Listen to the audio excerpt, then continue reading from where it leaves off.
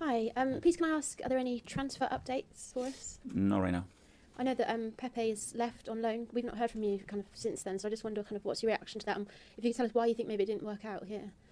Well, it's been now 3 years since he joined the club, and obviously had some very good moments, some other where he hasn't really contributed that much to a team in terms of minutes, and we have decided for every party that it was the best decision to allow him to go. He needs to play minutes, he needs to play football. He was really adamant to do that, and we decided it was the best thing for everybody to do it.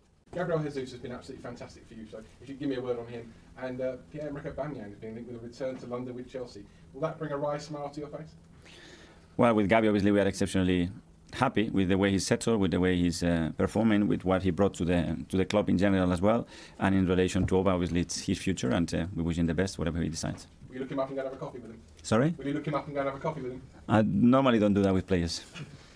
The story in the papers earlier this week about financial fair play and Arsenal being on a potential UEFA watch list. I just wondered if we could get your response to that. We are compliant and we have heard nothing, so I don't know where that is coming from. So that will have no bearing on any potential incomings in the next few weeks at all? No, I think the club has been very disciplined all the time,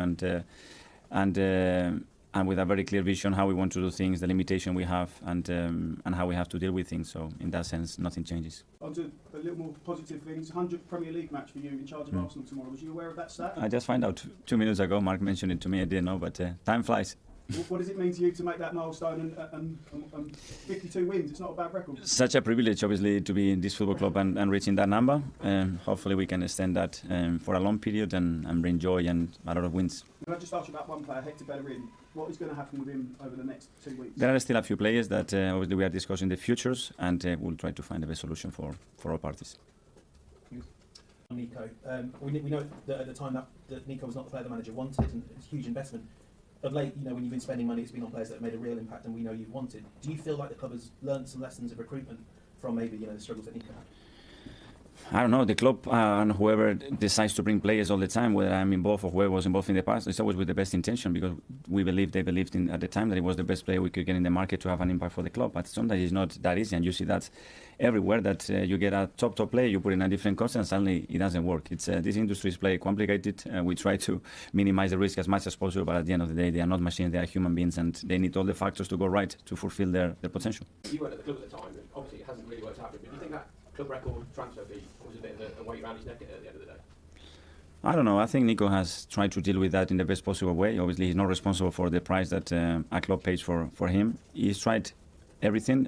His attitude and the way he's just phenomenal. I think you just have to meet the person, because you have to love him for the way he is.